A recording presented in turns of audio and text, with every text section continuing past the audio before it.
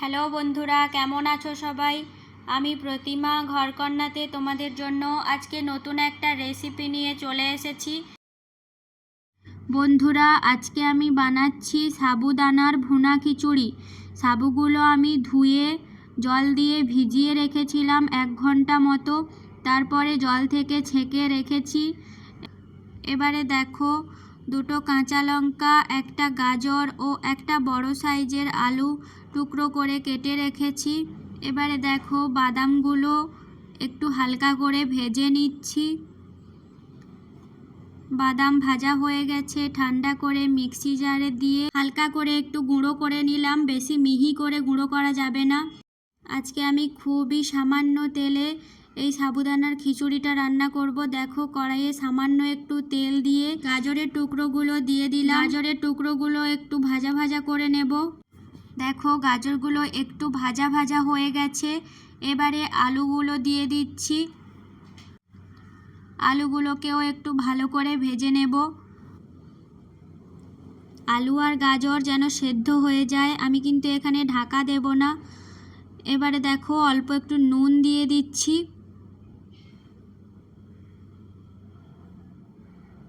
এভাবেই নাড়তে হবে, তলায় যেন লেগে না যায়।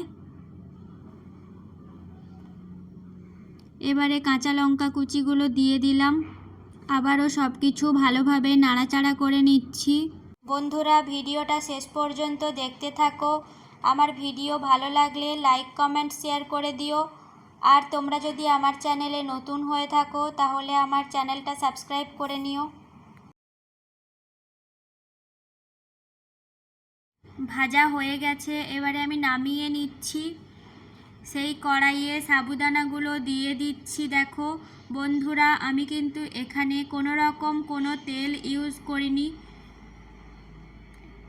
এইভাবে নাড়াচাড়া করতে হবে। এবারে আমি দেখো পরিমাণ মতো নুন দিয়ে দিচ্ছি। নুন দিয়ে আবারও নাড়াচাড়া করতে হবে। যারা ডায়েট করেন তাদের জন্য এবং যারা উপবাস করেন সেই উপবাসের দিনের খাবারের জন্য এই খাবার একদম পারফেক্ট।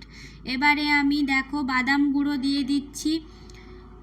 এই রান্নাতে বাদামের গুঁড়োটা একটু বেশি পরিমাণে দিলে খেতে আরও টেস্টি লাগে। তাই যতটা সম্ভব বাদামের গুঁড়োটা একটু বেশি দেওয়ার চেষ্টা করবে। এবারে দেখো, ভেজে রাখা সবজিগুলো দিয়ে দিচ্ছি।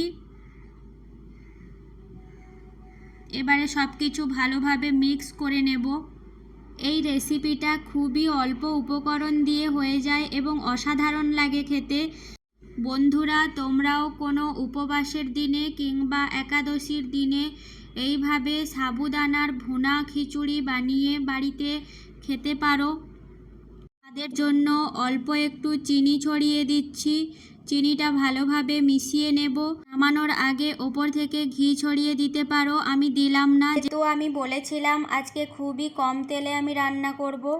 সাবুদানার খিচুড়ি রেডি হয়ে গেছে। এবারে আমি সার্ভ করে দিচ্ছি। বন্ধুরা, আমার ভিডিও তোমাদের ভালো লাগলে লাইক, কমেন্ট করে দিও।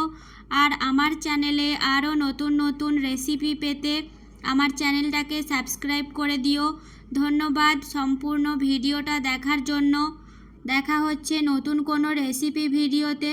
ভালো থেকো সবাই।